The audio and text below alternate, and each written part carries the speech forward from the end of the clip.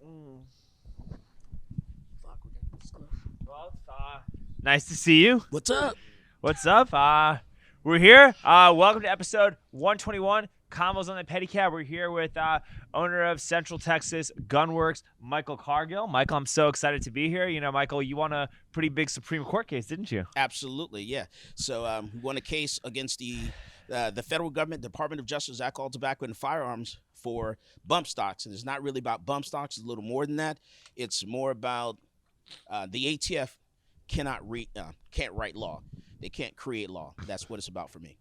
Okay. For those of us who wear a mask alone to drive their car, what is a bump stock? Okay, so a bump stock is actually a part that goes on an AR-15. Mainly it was designed so that wounded veterans, someone who was disabled or whatever, and needed to fire a rifle again. It was to assist them in firing the rifle, and helping them using the recoil of the gun to actually pull the trigger so you can fire the next round. And so some people use them for fun. Some people use them because they needed to use them. Apparently, someone in Las Vegas allegedly used one in that shooting in Las Vegas. So because of that one incident, the Trump administration and the ATF decided they were going to ban bump stocks in the country. Kind of wild. Kind of crazy how the people who you think are the most conservative politicians wind up enacting the actual gun control laws. Right. Yeah, it's to me that was just insane. I thought it was because of the Stoneman Douglas thing. No, this was because of the shooting in Las Vegas. Which is another crazy story because apparently he had 24 bags of just ammo that nobody saw. Yeah, apparently this guy, who was a big guy, who hauled all this stuff upstairs all by himself without anyone knowing that he had this stuff, in his room. But that's, here nor there. Yeah, we're not. It's Convos on the Pedicab, not conspiracy theories on the on the Pedicab, Michael. Crazy. So how long has this case been going on for? So, see, bump stocks, the talk of it was started in 2018. We filed our case in 2019 in federal court, and then we won in the Fifth Circuit. So it went to the federal court. We actually had a trial in 2020 during COVID. Everyone else was all, locked up at home and separated, social distancing or whatever. And we were actually sitting in a court in Austin, Texas, in trial in a courtroom with no mask on in the courtroom and, listen to this, figuring out this case. And then after that, it went to the Fifth Circuit, which is in New Orleans, back in, I forget the year. And then we lost in the Fifth Circuit in the 3-judge panel. Then after that, it went back to the Fifth Circuit on September the 13th in 2022. And then we won that case, and we got the ruling of that case on January the 6th of 2023. Wow, so it's been a journey. Yeah. So that means that despite the bump stock ban, I could buy bump stocks and use them now? So this is some breaking news right here. So the owner of the bump stock is actually started selling bump stocks today. So he's actually saying, hey, he has the patent. He started it. He's selling on his website right now. He's selling bump stocks right now, and he started today. I'm not advising people to do that just yet because, yes, I won this case against the federal government for Texas, Louisiana, Mississippi, but the government is going to appeal this case, and they have until they got another week and a half to appeal this case, and then it's going to go to the Supreme Court. If they appeal to the Supreme Court and ask for a stay, then we're back where we were, until this case is heard in the Supreme Court. And once the Supreme Court takes up this case, they hear it, they rule on it, and then that will be the law of the land. I mean, I feel like your chances of, coming out on top are pretty good considering the makeup of the Supreme Court. But what would the benefit of me having a bump stock be? Like the average American gun owner, why would I benefit from owning a bump stock? Sorry. It's not about benefiting from anything. It's about doing something because you want to do something, because you want to. No, I know. You want to have fun with it. If it's something that you just, some people want one of every gun. Some people want to try different types of guns. So, No, I agree with you. I'm not. Yeah. It's not an argument. I just want to know, if I were to buy a bump, what practical use would I have to have a bump? What practical use would a bump stock have for me? To have fun. Okay, that's fine. No, that's fine. Like It's not something that you're going to use to be accurate with. If you want to commit a crime, that's not I wouldn't use that part on a rifle to commit a crime with, even though I'm not going to commit a crime. If I wanted to go out and shoot and kill a bunch of people, that's not the type of part I would use because it's not accurate enough to do that. I would actually use the rifle by itself without the bump stock on it, because it's not even that stable. The reason I asked too, Michael, is because Biden banned pistol braces, right? And pistol braces actually do have a practical component because disabled veterans or disabled people in general sometimes need an actual brace to be able to use their firearm. Same thing for the bump stock. It was for disabled veterans, people that were deployed or whatever, came back and had a problem with their arm. They wanted to fire a rifle again, so they had the bump stock. You have the brace, same concept. The brace came out for the same thing. Someone was at the gun range and noticed that someone was trying to fire a rifle, noticed they were having problems with it, and he decided to design the brace. Okay. Last year they passed constitutional carry in Texas. What are your thoughts on that? Constitutional carry is great. I don't think you should get permission from the government in order to carry a gun. You should be able to do that, and you shouldn't have to worry about law enforcement or anything else. So it's a great thing that we have constitutional carry. I also want to extrapolate on that, and I actually got my permit from you. And in the class that I took, you spent hours talking about a whole multitude of gun safety laws that already exist. That's right. I think the gun industry is probably one of the most regulated industries in America. That's right. Yeah. You can, if I had an agricultural exemption for my property, I wouldn't have to register my vehicles. I can just put some feed in the back of my vehicle and drive it into Austin, do what I need to do without having to register it or insure it or anything like that. One thing, firearms, should be the same thing. And what I try to remind people is that when it comes to guns, guns are a constitutional right. It's a right. Everything else, a lot of things are privileges. Driving a car is a privilege. It's not a right. So when people compare vehicles to firearms, just remember, it's the Second Amendment of our Constitution. You know why? Because the first one, they want you to be able to express yourself, say what you wanted to say. And then the second one, they say, okay, now that you say what you want to say, you can defend that in case someone wants to shut you up. You can defend it with the Second Amendment. You can defend all your rights with the second. Well, and I think that this is really, you're really showing the value of these two amendments based on how these past years have unfolded. That's right. And I think that it's absolutely insane that 3 years into COVID, 3 years into lockdowns, 3 years into blatant collusion of tech companies with the U.S. government to censor dissenting thought, which is literally what they told us America is designed to fight against. People are actively wanting to lose their Second Amendment right. It is absolutely bonkers to me that people are still having this debate after everything that's transpired the past 3 years. Also, during Black Lives Matter, a bunch of super left-wing BLM protesters were openly carrying AR-15s. So you would think that the gun control debate would have completely been obliterated after everything that's happened. No, they just use things, to their advantage the way they want to see it. That's why everyone should get behind the Cargill versus Garland, which is my case. That's one in the Fifth Circuit that's on its way to the Supreme Court, because it says pretty much this. An agency within your federal government cannot create or write law. So whether it's OSHA, whether it's the CDC who's saying that, hey, you have to wear a mask or you have to get a shot, we're saying the federal agency cannot create law. Congress writes laws. So Congress has, someone has to write a bill that goes to the committees, it goes to both houses, it goes to the president, it's signed, it goes into effect. That's how laws are made. Not because an agency, whether it's CDC or OSHA or ATF, creates or write a law. So then your case could extend to all those things? Absolutely. We're talking about what they call the Chevron deference. So that agency, they can't do whatever they want to do. We have a system in the United States. Well, it's democracy. That's right. The same people that are worried about protecting democracy, Michael, are the same people that are trying to not let democracy take place with how these laws are implemented. Well, if they open their eyes, everyone should be able to get behind this case, because there's something that someone disagrees with an agency within our federal government, that you think that they're trying to do. My case will actually save you from that. So it doesn't matter if you're on the left, you're the right, you're the center, wherever, you should be able to get behind Cargill v. Garland. Point taken, Michael. What was I going to say? You've gotten a lot of press for this. Yeah, a lot of people are concerned about it. A lot of people concerned about their individual rights there, and so that's why I say everyone should get behind this case. And this case is gonna help us. It's gonna help stop, you know, anywhere from 10 to 40 million Americans becoming felons over the brace ban.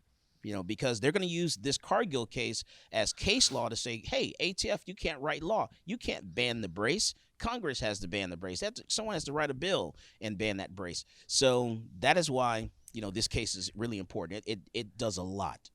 Well, and the other thing, too, is that when it comes to these gun laws, the people who get targeted for breaking these gun laws, I mean, it's usually like people of color who get targeted. That is correct. For breaking these laws anyway. So, like, the party that wants to chant Black Lives Matter and have BLM logos in their Twitter avatars and talk about racial equity and call you a white supremacist for disagreeing with the narrative are enacting laws that are deliberately harming black people. Right. And so they should.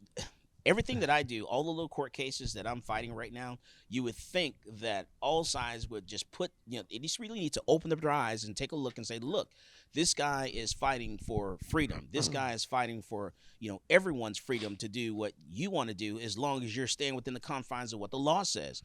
You should be able to stand behind that, and I just don't get it. I don't get why some people are, get upset, and think that I'm doing something wrong when gun laws or laws, period, are going to directly affect people that are less fortunate, the black community or whoever law enforcement wants to pick on.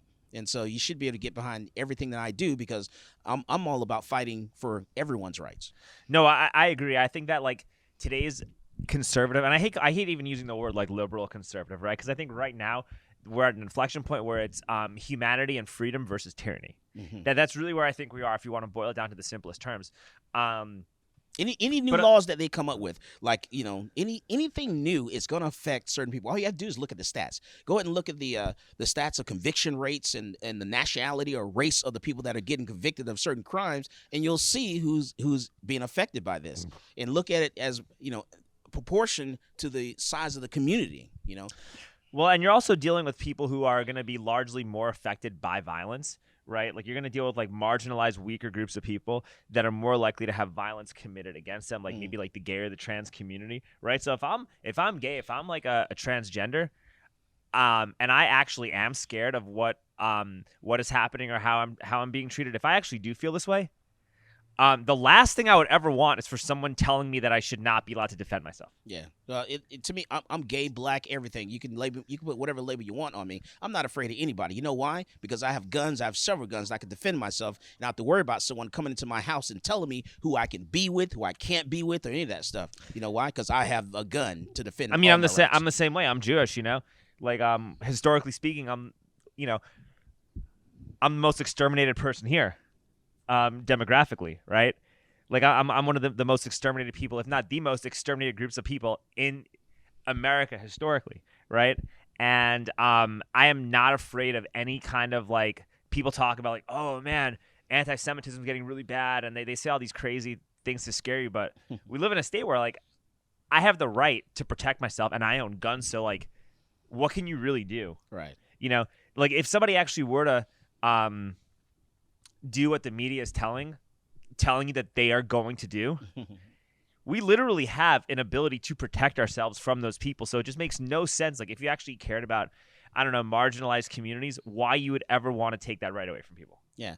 And so in the way things are nowadays, with law enforcement taking a while to respond to calls, whether they're upset because they're not getting the deal they're trying to get, so they're not working, the way they should work or whatever it is. I don't depend on that. I'm not depending on law enforcement to come and save me. So I am prepared to save myself as a citizen. I agree. Hey, what do you think about the police contract? Just want to know your honest take on it, because I think there's a lot to unpack with this stuff. Yeah, the city's got to, sit down with law enforcement and come up with a deal, and let's go ahead and sign the deal, and get them rolling. And you need to make sure that we hold police accountable. They need to be held accountable to the people. We need to have a system in place where there's a civilian oversight to what law enforcement is doing, because you look at all these different communities when there's shootings and things of that nature. Law enforcement, they're not held accountable when they're wrong. And so I mean, we need to start doing a better job. They need to make sure that as police officers, they're held to a much higher standard. You take a commercial truck driver, they can't, have so much alcohol in their system, just like any other regular driver. They can only have so many points in their license before they get penalized. Yeah, I'm not allowed to have alcohol going into a bar if I have a gun on me. That's right. So, and that law has changed, but we'll talk about that. Oh, really? Yeah. And so, so you just, we need to do the same thing for law enforcement. He held them to a much higher standard. No, I agree with you. Do you think APD is upholding that standard? Yes and no. I think it's getting better. Thanks to what's happening and how all this stuff has progressed. What happened in 2020? What happened in 2020 with all the protests and everything? It had an effect. It did something. It changed. 2020 changed how law enforcement responds to the community. You still see things like we saw in where a bunch of black police officers beat up this black guy. And beat him to the pulp where he actually died. He died, yeah. Right. So we still see things of that nature, but well, those guys are done. They're going to prison for the rest of their lives. Exactly. And that's what's different about it. Yeah, those guys are done. The guy who killed George Floyd, he's never getting out of jail. Right. Or if he does, he's going to be an old man. You go back, you look at Rodney King, you're like, oh man, those guys, they didn't get anything. They should have gone to jail. These guys will go to jail, and things have changed. But it takes the protest, it takes burning down cities, unfortunately, to bring about change. Yeah, but I think it also has enacted a different type of change where now you have cops that don't respond to things. Now you have DAs that don't prosecute violent crimes. Now you actually see Gotham City level rises in crime in places like New York and in like Portland and in Los Angeles and San Francisco. And so you're also seeing that. I think that there needs to be a balance, and people need to figure out what that balance is. Right. And it's good to be passionate, it's good to be committed, it's good to be resolute in your beliefs.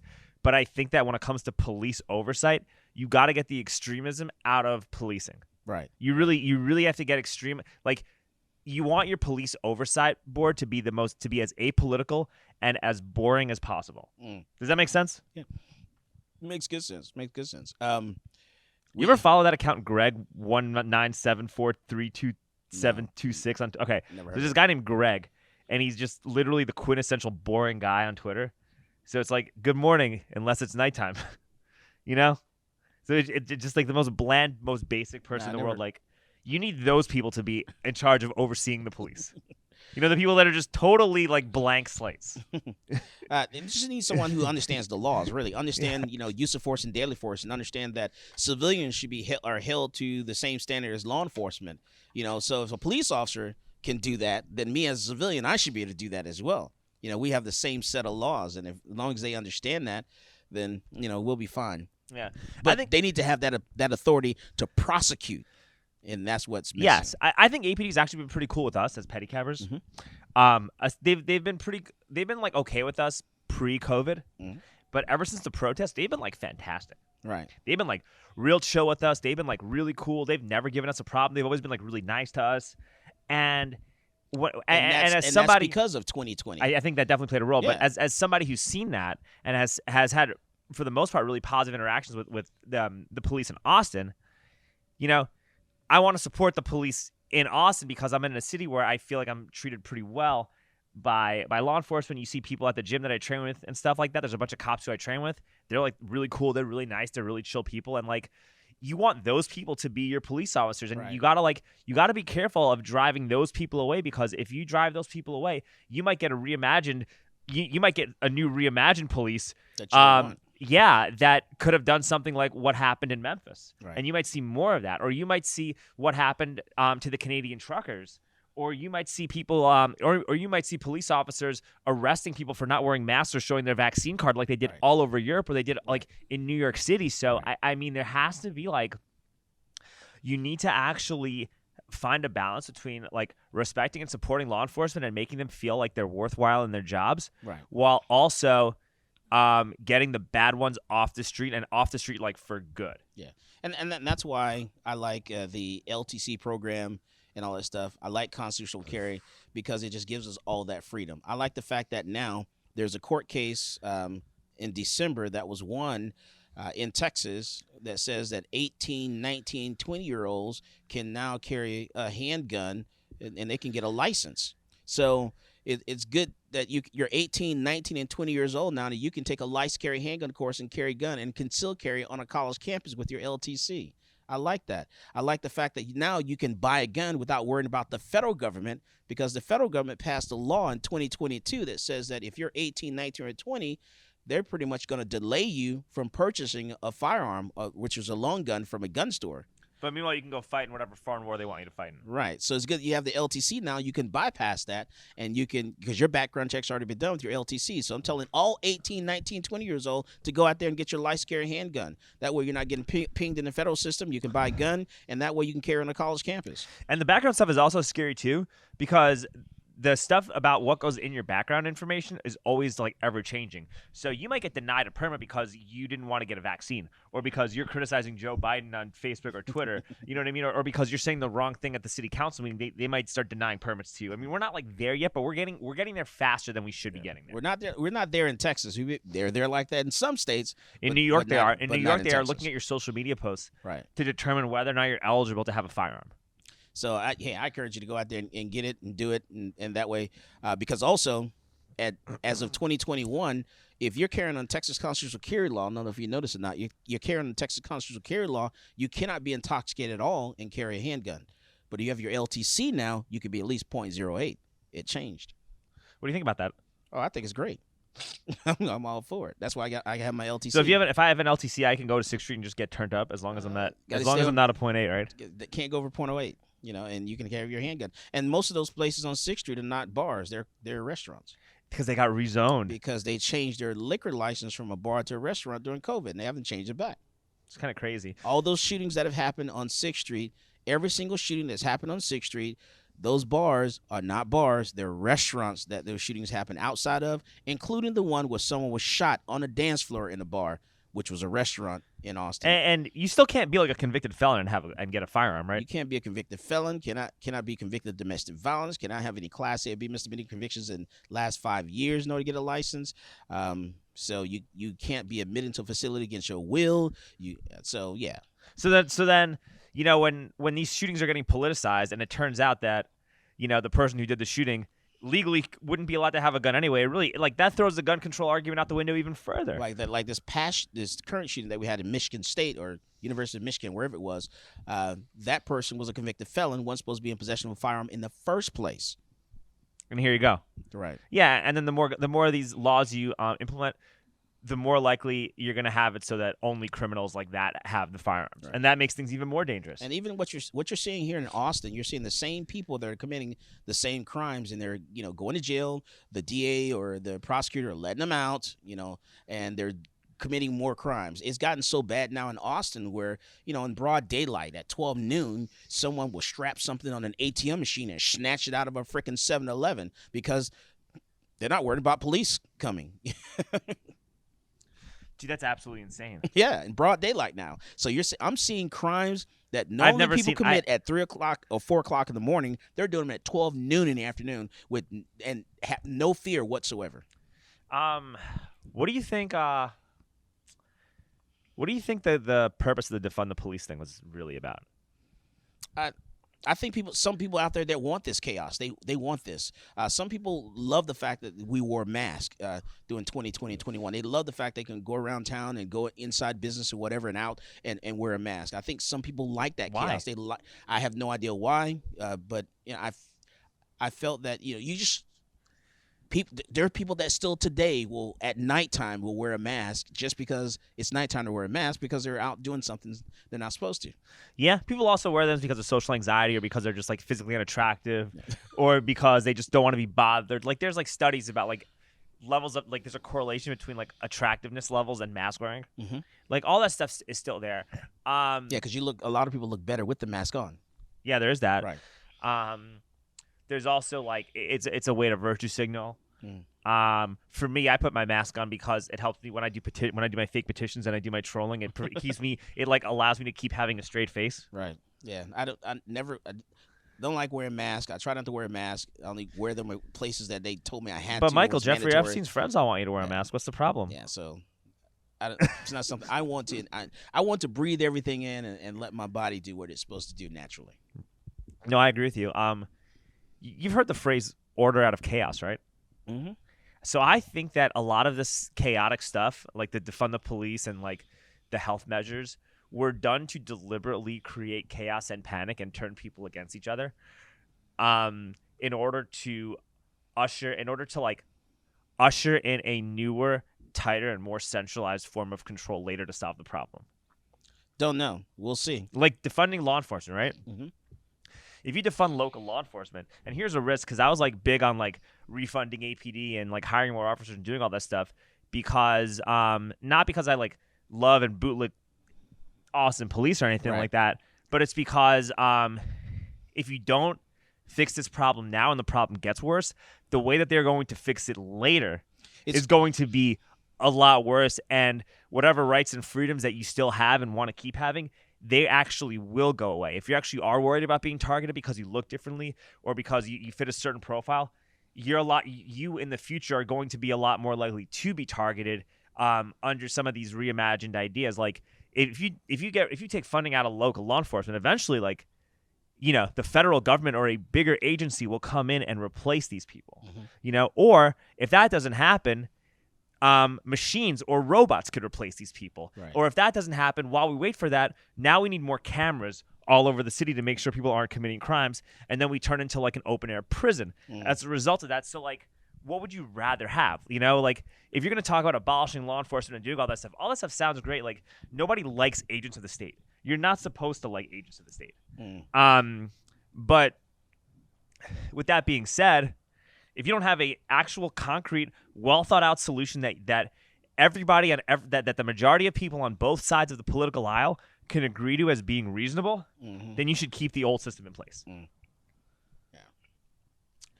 I do think that we need to hire more police officers, and we do need to make sure that they're held accountable, and they need to be held accountable by civilian oversight and have the authority to prosecute or to recommend prosecution, and it be taken serious by the district attorney. Agreed. Fun fact before we move on to the next topic. A lot of the people that were the loudest activists for defunding the police were also the ones who were actively calling the police on you for going out to the park by yourself during COVID. I believe it.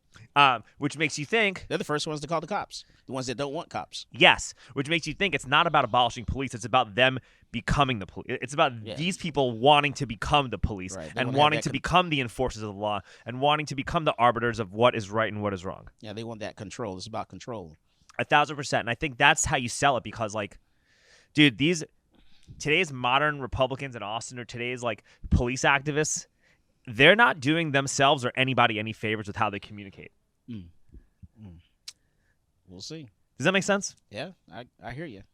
Because if you communicate why defunding is bad from the lens in which we're communicating, everybody, no matter what side of the political aisle you're on, is more willing to open their ears and listen.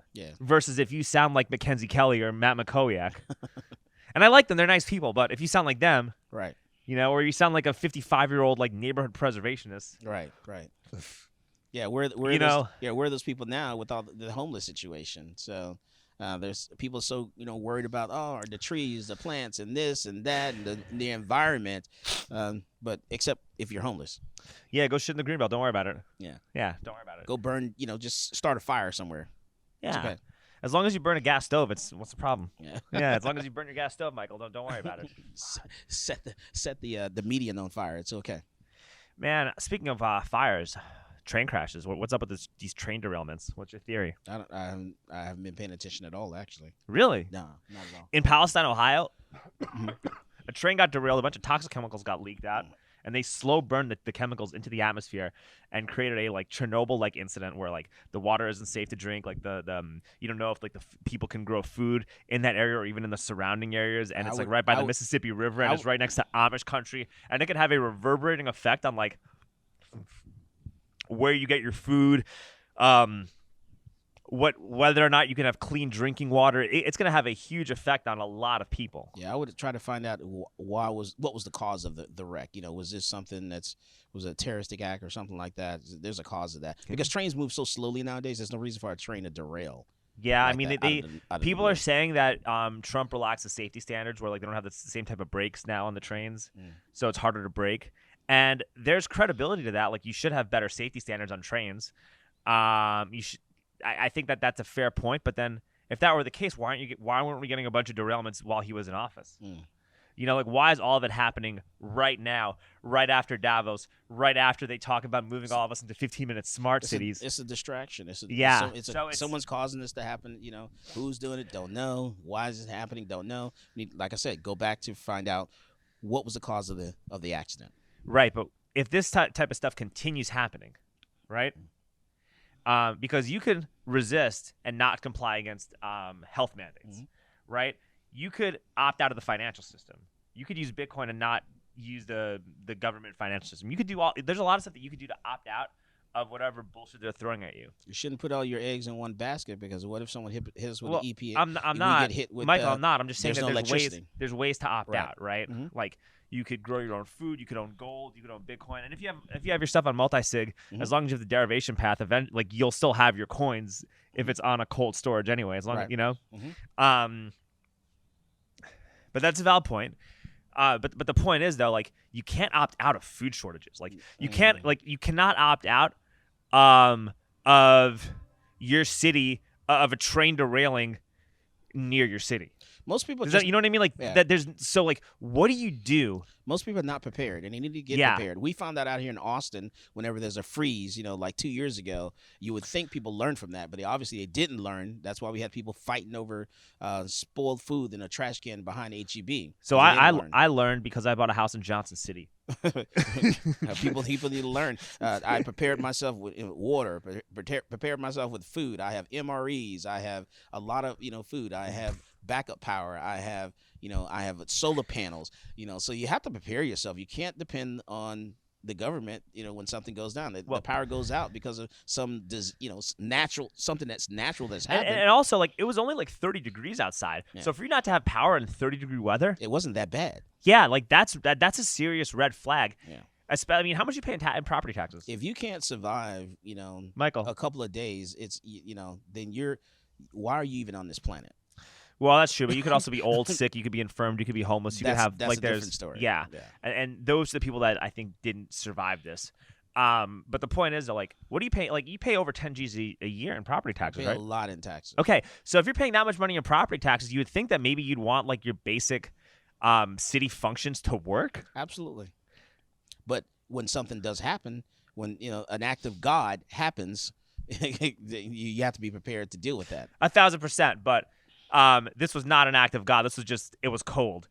That's an act of God, right? But I mean, Mother Nature, right? But this wasn't the winter storm 2 years ago, right, where it was 8 degrees outside in Texas, and we just weren't prepared for that. Yeah. This is it gets these weather events where it gets to be 30 degrees to 40 degrees or 35 and 27. These happen once a year. You will get a week or so every year where this will happen. Mm-hmm. This is a continuing occurrence, so that because it's a continuing occurrence, the city and the energy companies and the utilities should be prepared to handle something of that magnitude. That's not a weather issue. That is something that a city cannot deal with, especially when you're paying tens of thousands of dollars, $10,000+ a year to live here. Mm. You should have the facilities in the city should work. Well, you get what you vote for. So if you put the same people in office that are doing the same stupid things, then you deserve the stupid things that happen. Why do you think people still vote this way? Don't know, but they get what they deserve. They put these same people in office and they're expecting different results. We call that insanity where I'm from. Yeah. So you have this. The homeless situation is still they've created this problem. We didn't have this problem 4 or 5 years ago. We didn't have homeless people on the streets here like this. People, the situations that we have right now as far as traffic, this is because of this current mayor that just got elected. He was mayor almost 20 years ago, and he created this problem of not expanding the road and doing something back then when he was supposed to. We were begging him to expand the highways and stuff like that. Yeah, so what happened? Because I was a kid in high school. I wasn't even around. He didn't do it, and he was mayor then. And this result of what he did then, his leadership, is we're suffering from that right now today. We're putting the same people, literally, that screwed this town up. We're literally putting them back in office again to continue to screw it up. Well, and also, didn't Austin start getting like super developed right after Watson got right when Watson was in office? Yeah. And a lot of things changed, and it was like 1999, 2000, during that time frame. This was a great city. You have to plan for growth. The city's growing. People are moving here. And that's when things started to grow a little bit. And so instead of them planning for it and preparing for it and either, building an upper deck, lower deck, whatever, 35, doing 183 back then, we should have done that 20 years ago, not 4 years ago. But you also had a bunch of neighborhood activists that were continuously stopping all growth forever. And like the I was talking to Casey Claiborne a while ago, and he was like, "Yeah, man, the warbler really stopped a lot of development." Yeah, and as a result, this is where we are today. They choose to listen to who they want to listen to. They chose to listen to those people instead of planning for it, knowing that look, we need to get ready for this because this city is growing. It's growing fast, and if we don't grow with it, then we're gonna suffer down the road.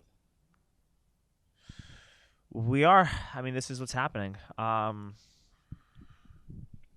Do you know why 183 Highway 183 has been expanded? Because I decided to run for city council years ago, and I said we need to expand 183. I didn't tell them to make a toll road, but I said we expand 183, and I told them exactly how to do it. I told them what to do on the north end. I told them what to do on the south end, and I continue to say it. That's the only thing I ran on. Get the cars moving.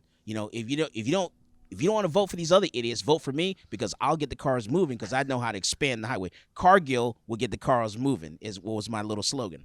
And so I said that over and over again, and it stuck with them. They took my idea and added toll roads to it. I didn't want a toll road, but they added to it, and they actually expanded 183. I also told them what they should do is keep 18-wheelers from going through downtown Austin. You just talked about a train being derailed, but here you have hazardous material going straight through downtown Austin on Interstate 35. It would be nothing to take out the Capitol or City Hall with an 18-wheeler coming straight down the interstate. All it takes is one hazmat truck, and we are done in this town. Our water, our aquifer is underground underneath, and it won't take nothing to shut us down and bring us to our knees because they continue to allow these 18-wheelers on the interstate, and there are hundreds of them coming straight through downtown, going to Laredo with hazardous material instead of sending them around the city. Austin is the only major city in this country that allows hazardous material to go straight through its downtown core. That's crazy. That's insane. Mm-hmm. Yeah. Imagine if you bought a house for $700,000 in Austin and that happened. Imagine something happened and took out your capital while they're in session. Imagine. That's why. That's yeah. And the biggest one of the biggest populated states in the country. And do you think our elected officials at the state capitol are going to do anything about this? No one pays attention. So they're going to do nothing. No one pays attention. You just have to. It will have to happen, and then they'll change. They're gonna pass abortion laws and say that they're the most conservative session ever, bro. They always focus on the wrong things. They focus on things they need to focus on. That's right. How do you feel about the abortion ban? Honestly, I didn't even want to talk about that, but I just got brought up. Like, how just in two sentences because I don't want to talk about it that much. Here's my thought on that. If you're gonna, when this conception, starts, and immediately, soon as the egg has been fertilized, there's life there. That's how it grows. All right, so then let's go back. Here's what I think about it. If that's what you want to do, fine. If you want to abort have an abortion, then go ahead and do that. As a male, then as a man, you know what? I should be able to opt out of child support. That's my thoughts. You said a lot of what I'm thinking. I do think that and I'm a gay male. I call it like I see it. I look at things and I look at it and I'm just like, man, let's analyze this problem. That'll shut a lot of things down. Because women want the right to do what they want to do with their body. That's fine. You can opt out and have an abortion. I should be able to opt out and not pay child support. I've always said stuff like that, and people have always looked at me like I was crazy. No, that's not crazy. And also, like the family court system. Why do they have why does one side hold all the keys? No, you're right. I think that like that stuff like that, as well as like no fault divorce, is kind of leading it's one of many things that's leading to the decline of the American family. Mm-hmm. Because if I'm a man, right, me and my girlfriend, we've been together for over 6 years, Mm-hmm. right? And people are like, when are you going to pop the question, Alex? And I'm like, I don't know. Maybe when they change the divorce laws, because what if, God forbid, things don't work out? I'm not trying to lose half of my stuff. Like, you know, like we're the only country in the world where, you know, women will get a prize for fucking up the marriage. you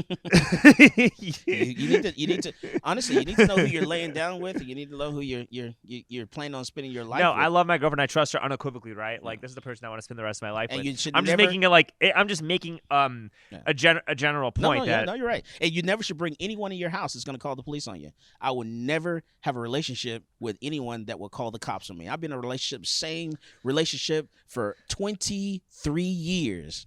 I would never be with a person that would ever call the police on me, bring the police into our house. You married? Been together for 23 years. But you're married. We've been together for 23 years. All right, I guess. No. All right. Why would I spoil it? I have to start over from zero. Yeah, you're right. Yo, that's true, right? It messes up my numbers. I'm at 23. Then I got to start over from scratch. Hey, watch. This is my girlfriend. She calls me in every episode. I know, it's my friend Adam. Never mind. Well, it's okay. All right.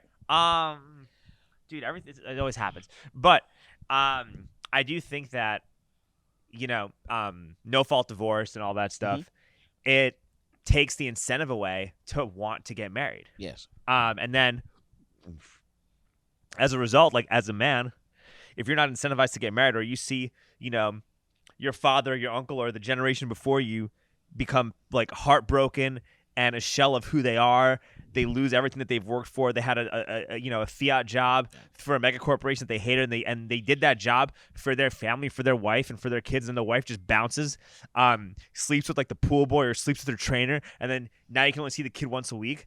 Imagine being the kid who grows up seeing that. How are you going to start treating women? Yeah. Right. And then you're a woman in that same generation. You see how guys are. How are you going to want to like settle down and actually be in a loving, committed relationship where you can facilitate the creation You need of to watch the creation and flourishing of life? You can't. And then you get cultural decay. You get kids raised in single parent homes. You know, mom and dad are barely around. The state becomes your family, along with the media and along with pop culture. and then you raise a school shooter. Yeah, or you know, here we are right now where drag queen and trans sex workers and pedophiles are like going to schools and reading to you know, first graders. Like, this is what happens when you destroy the family. And fun fact, a lot of conservatives, they talk about Ronald Reagan as their conservative hero. And this motherfucker signed the no. Like, he's the reason that you can't have no fault divorce. He started no fault divorce under that guy. Well, he's the reason you got a homeless problem too, because he actually opened up the defunded the insane asylums, and so now we got the crazy people that are just on the streets now because they have no place to go. Oh wow, That's his wild! fault. You also can't sue Pfizer because of the Vaccine Safety Act. But you know, he's a conservative hero, Michael. You know that, right? Yeah. You can't say anything bad about Ronald Reagan, or else you won't be allowed to be in the GOP. Well, I call it like I see it. Man, and I sued Donald Trump, a Republican president, in federal court. So if you're wrong, and I'm coming for you. My job is to put my foot on your throat, especially if you come after my guns. I like it. Hey, how do you feel about how the log cabin Republicans are treated by the GOP? Log cabin Republicans are treated like shit.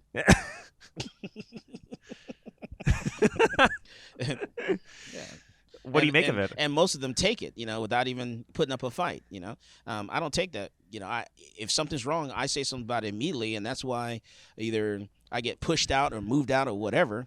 Well, I think that you're doing more to advance the so-called conservative causes of freedom and liberty than, you know, 90% of Republican state reps in the House who just voted to give themselves a 5-day vacation when you have when our basic freedoms are literally under attack by our own country. You can no longer talk about the Second Amendment in the state of Texas without mentioning my name. Yeah, but you can't go to the GOP convention. Yeah, I can. I mean, you can't, like the log cabin Republicans can't. Yeah, I can. Don't they like not have like? They just don't want log cabin Republicans to have a booth. Yeah, you can't have a booth. Table, right? in the convention. Yeah, so you can't have it like. All right, you're all right. Let's backtrack a second. Sure. All right. You're going out of your way, exhausting tons of your time and resources to protect our Second Amendment rights. And protect our basic freedoms, the tenets of our Constitution, in the face of what is unprecedented tyranny, in relation to how we've all been raised. Okay. Meanwhile, a whole bunch, 90% of the state representatives in Texas, or something like that, voted to give themselves a 5-day weekend during a legislative session where they are where the clock is running out, and they are up against a president and an administration who are working overtime to try to take the freedoms and liberties that come with being a United States citizen. And they don't want you to have a booth at the GOP convention. Right, and then which way do you go? Do you go to the Democrat Party? Do you go to the Republican Party? You know, which way do you go? The Republicans don't like you, don't like certain things because of who you sleep with.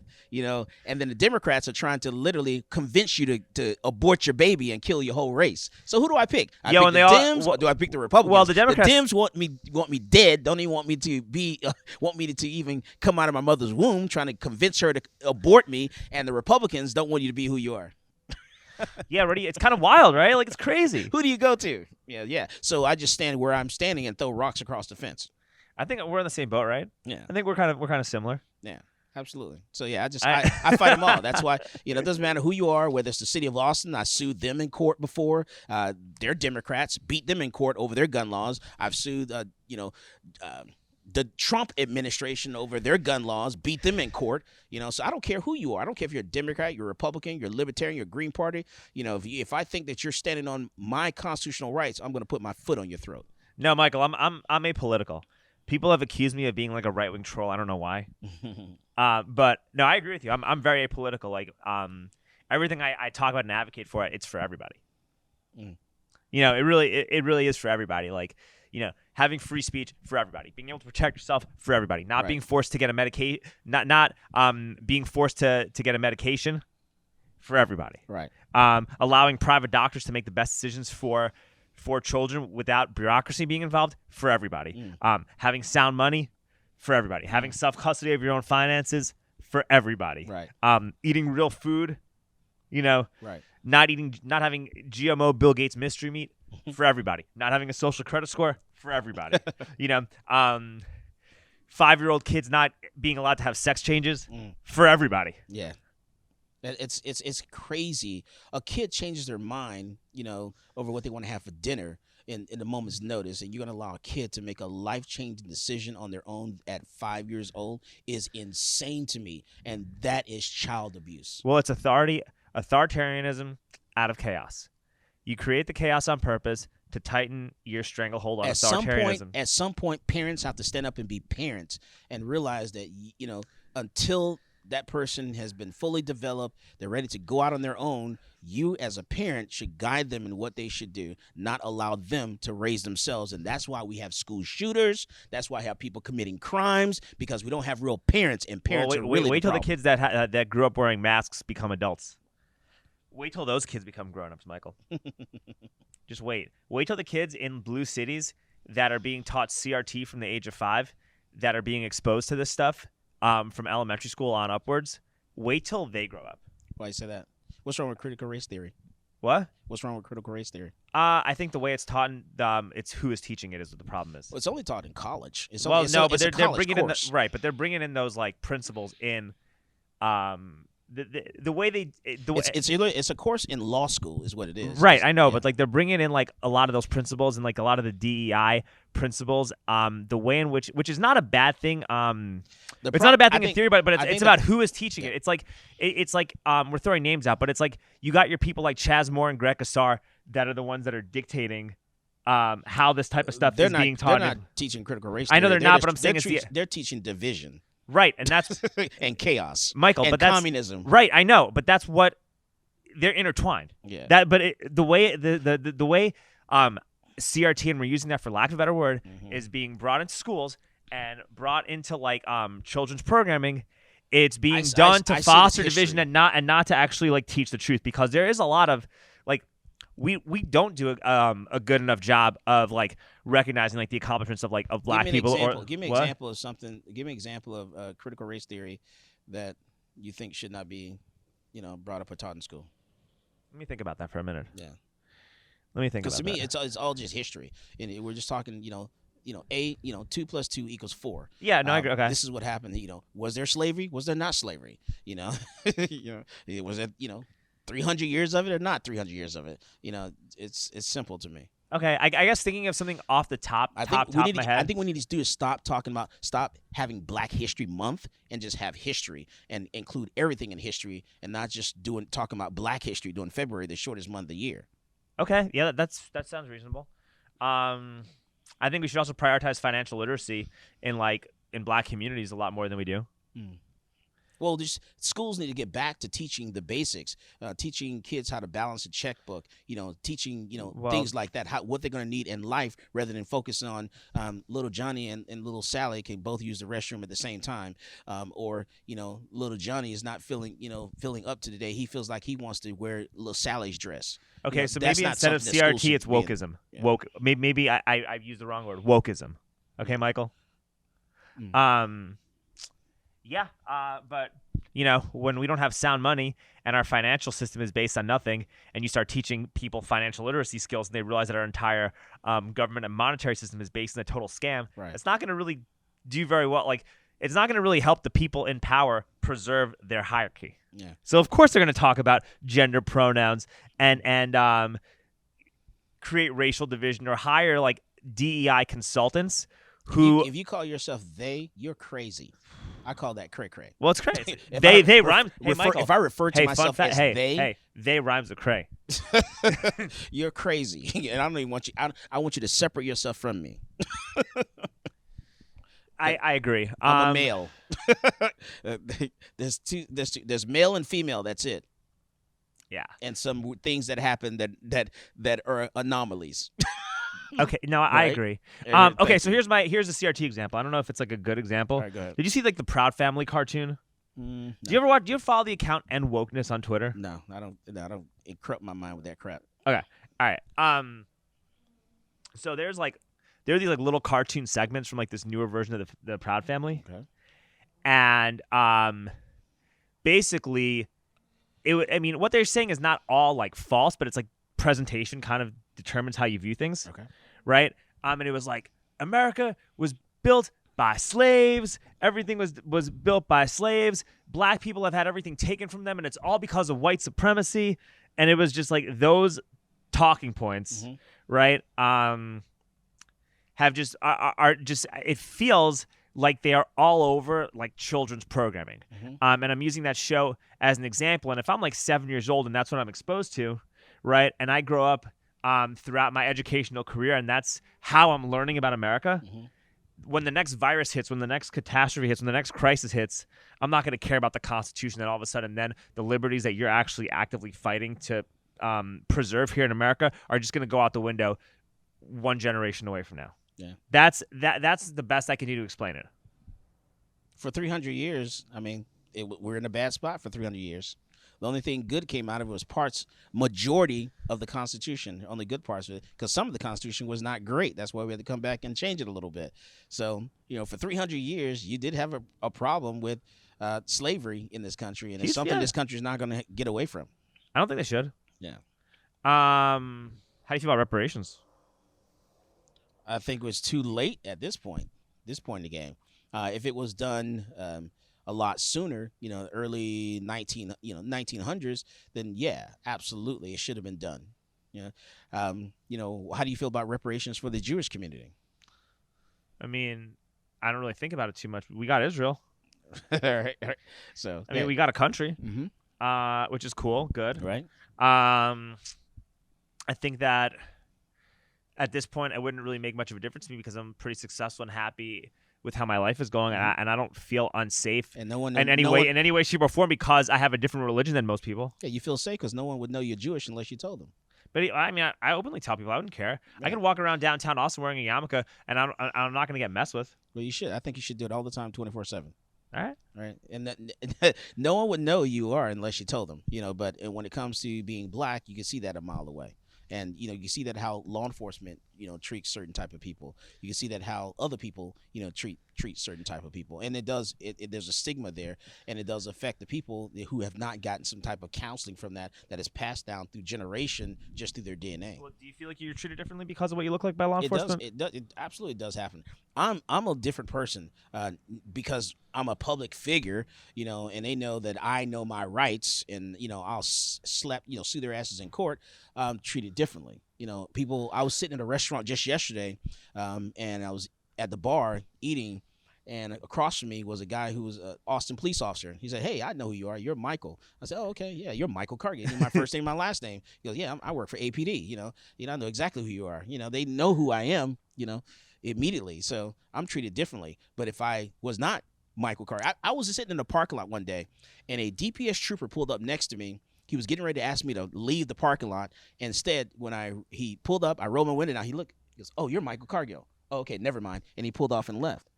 But if I wasn't Michael Cargill, who would have asked me to leave the parking lot? Just a black guy sitting in a vehicle. It was different. So I'm not treated the same. So I can't put myself in that same fix there. Do you think it's gotten better? Yes, things have gotten better. Things are getting better as people die. Things will get as that racism dies and people die. We will get a lot better. Do you think we're more racist now or less racist? Oh, a lot less. Absolutely. This country is a lot better. This is the best country on the planet. There's no other country better than the United States of America. I wouldn't live anywhere else. We're not perfect. We're never going to be perfect. No one's perfect. But this is the best country on the planet. And that's why so many people are killing themselves to come here. That's why they'll push off on the raft to get to the United States. No, I agree with you. I've said this on other episodes. I think we're the most tolerant and loving that we've ever been in the history of this country. Oh, by leaps and bounds. This is the best country on the planet. By leaps and bounds. So that's why when they're reintroducing some of this stuff, we're going to call it CRT because I can't think of a better word for it. Right. Okay. While they're introducing these principles, what I'm worried about is that it actually might cause us to take a step backwards from the progress, and it might make us more divided because of who's teaching it, how it's being taught, the standards for what you have as teachers, and the fact that you have the powers that be at the World Economic Forum want to sow tyranny through division. I think with all that stuff being said, I'm actually concerned that some of this stuff could actually make people more divisive and inadvertently bring some of this stuff back. It's like, the drag queens coming in and reading stories to 5-year-olds and stuff like that, and like the all ages kid drag shows, like it's actually causing homophobia to make a comeback, and that's not good. Right. So that's my take, and I'm sorry if I'm not like articulately expressing myself as well as I could have. I'm sharing. That's a concern I'm sharing about, right? So I don't think that's a good thing. I don't think that's something that's not someone you want sitting in the classroom, like that. Reading to kids, who are you? I'm a they, them. I'm a they. Yeah. What do you have? Are you a male or you're a female? What are you? That's kids. Children are our future, and we need to mold them, in a much positive light than there. I'm not saying that being trans is not positive. I'm just saying, you want to have the cream of your crop sitting in front of your kids, teaching your kids.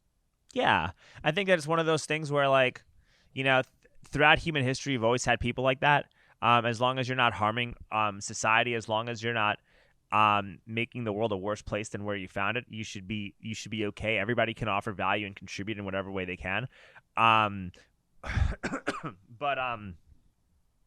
that being said, this is not something that should be celebrated, glorified, or being overly taught in schools, because biologically, it's a 0.01% of the population. It's a biological anomaly. And if you try to normalize a biological anomaly, you just create chaos. I don't want anyone. Does that make sense? If I had kids, I don't want anyone sitting in front of my kids, teaching my kids anything that refers to themselves as they. Yeah. Yeah. Well, it's just it just creates confusion, and the more you confuse people, the less they can think for themselves. The less they can cognitively process what's going on around them in the way they can make the best decision for themselves. You paralyze people with indecision. Like, the more you confuse, if you create a generation of kids whose entire educational purpose is to foster confusion, you'll just create dependency. We can make this. You know what I mean? Like, you'll create dependency, and that dependency is how you get fascism, communism, and all types of authoritarianisms that people literally kill one another to try to escape by coming here.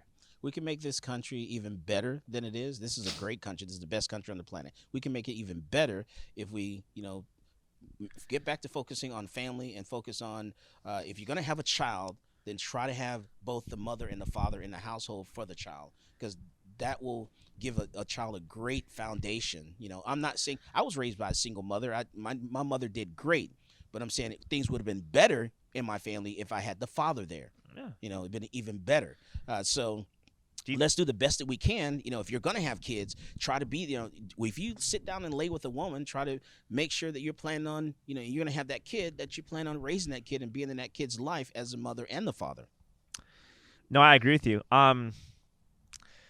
Do you think us going off the gold standard has accelerated what we're seeing right now? What's the gold standard? Well, with Bretton Woods in 1971, Nixon took us off the gold standard. Like before the 1960s, 70s, Mm-hmm. Every dollar that we had was supposedly backed by gold. Yeah. And once we went off the gold standard, our dollar was backed by our word, and it was backed by military force, and it was backed by our ability to just print more dollars whenever we wanted to. Now we're at the point now where we're like, hey, if we get to the point where we owe them too much money, we'll just go over there and we'll bomb them. We're $32 trillion. Yeah, $32 trillion in debt. And we'll tell them we don't owe them anything. Yeah, we're 30. Yeah, and we're doing it for democracy. Yeah. Yeah. I mean, there's that. So I think that like when you don't have sound money, Mm-hmm. right? And when you don't have money that's backed by anything, you embolden people who are in power. There's no checks and balances on your power anymore if you do not have anything to back your currency. Right. Because then you could just print and print and print and print and fund your biggest donors, and they can donate even more money to you. Then you can pass laws to make them even richer, and then everybody else gets totally screwed. They feel disenfranchised. They feel hopeless. They feel like, no matter how hard I work, no matter whether or not I follow this, the program which is supposed to give me success, it's going to do is leave me miserable, broke, destitute, and burnt out. Why do I even try? I'm just going to go drink all day. I'm just going to go to the club. I'm just going to go sleep with random women. I'm going to go just do drugs all day. You know what I mean? I'm going to just go sit on my computer. I'm going to play video games. I'm going to apply to be on government benefits. Like, I'm not going to produce. And then, all it takes is like 3 generations of those people, and here we are. Right. Here we are. Well, we'll see what happens. This is a great, like I said, this is the best planet. This is the best country on the planet, and so I have high hopes for it. I think we're going to be fine in the end, and so we'll just see what happens. What time is it right now? I'm just gonna wait for Gary to come back. We should be done. Done soon, right? We got some time. Okay, so I got like 5 minutes or 10 minutes. So where do you see the future? Where do you see us in 10 years? Don't know. I stopped trying to predict what's going to happen when COVID happened. I never thought in the world that this country, that things would shut down. When a friend of mine called me up in the beginning of March and said, "Hey, Michael, everything's getting ready to shut down." I'm like, "What do you mean? The country's going to shut down?" It's like, how's that possible? They can't shut everything down. They're going to shut it down. And so, 2 weeks later, boom, the country was shut down. So I never thought in a million years, I never thought that would actually happen. And so I stopped trying to predict, the future. I think one thing that people aren't paying attention to is that you could see, I think you could see this country in a way deindustrialize. Mm-hmm. I don't know if that's the right word to use, but all right. So as a result of these past 3 years, has your trust in mainstream news gone up or down? Let's say the average person. Do you think the average never trusted mainstream media at all? Yeah, the media is easily influenced by the drop of a dime, and so you should never trust the mainstream media. You need to investigate and research yourself and decide what you're going to do or what's right and what's wrong. Never trust the media. Okay, I agree. Do you think the average person's trust in the media has gone up or down in the past 3 years? Don't know. I know I don't trust it. Okay, because I'm going to tell. I think that the average trust in legacy media has plummeted. Okay, and if you look at the ratings, and the subscriptions of like the New York Times, CBS, CNN, all that stuff, MSNBC, they're having problems attracting and attaining viewers. CNN Plus got canceled after like a month. Yeah. Okay. So with that being said, mainstream media, the trust in mainstream media has plummeted. Okay. And right now people are getting their news sources from social media accounts. They're trusting a guy with a picture of a cartoon ape on his avatar more than they're trusting an esteemed news outlet. Right. Okay. What do you think is going to happen when AI starts to control the discourse of news? Don't know. No one's going to trust anything because you're going to go online and you're not going to know. We already have enough problems knowing not being sure whether or not our information is real or fake. And once AI becomes sophisticated enough to just start to access social media or write news programs or write these types of algorithms or frame narratives, you're not going to know. You're going to go online and you will not be able to differentiate truth from fiction. You're going to go on Instagram and you're going to see that Instagram model, that fine-ass Instagram model. It's going to be a machine. And you're going to be jerking off to a machine. Well, they're doing that right now. What's the metaverse, right, and all that? They already have that stuff right now. AI art, yes. Okay. So, I could see after a few years of this, people are going to just say, you know what, man, fuck this.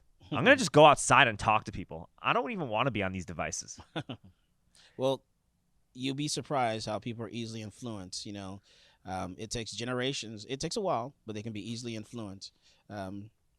Just like our older generation, with cell phones and things of that nature. Now everyone's got a cell phone, So you'd be surprised. I could see a big rejection from technology. That's what I think. I think that there's a little underlying outlier where I will never. You could see a portion of the population might just outright start rejecting technology. You said that when they were on horses, and they said that when automobiles came around. They said this is that different. It's a big, huge change. Big, huge. You think it's different, but it's not. It's a big, huge change. No, this is different because automobiles actually help people more than they hurt people. Look now, we don't even have any telephone booths anymore. You can't go anywhere and make a call at a telephone booth anonymously without anyone knowing. People thought when the internet was invented that the internet was going to make your life easier, you were going to be less stressed out, and you're going to have to work half as much, and now you work all the time because of it. All right? And so people think that with all this new technology, we're going to be even more dependent on technology, and we're going to use it even more.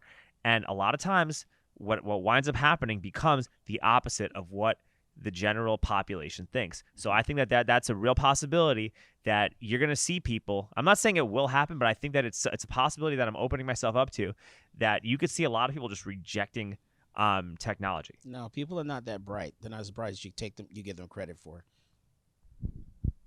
Easily influenced. Either that or they just merge with the technology.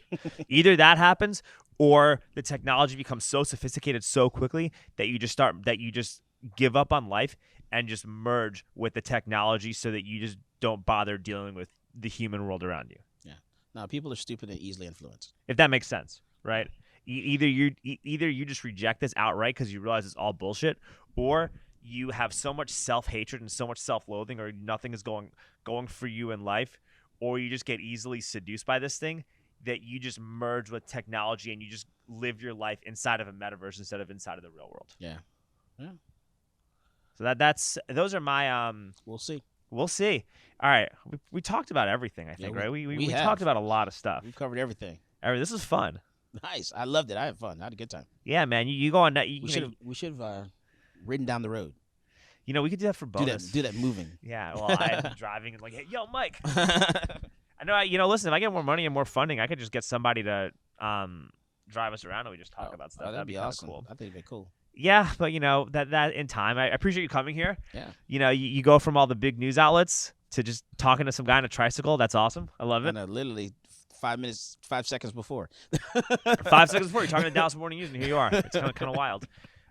We're in the elements. I'm freezing. I'm literally wearing gloves. I don't know how you deal with this. Crazy stuff. Okay, Michael, how do we get a hold of you? You can go to michaelcargill.com or centraltexasgunworks.com.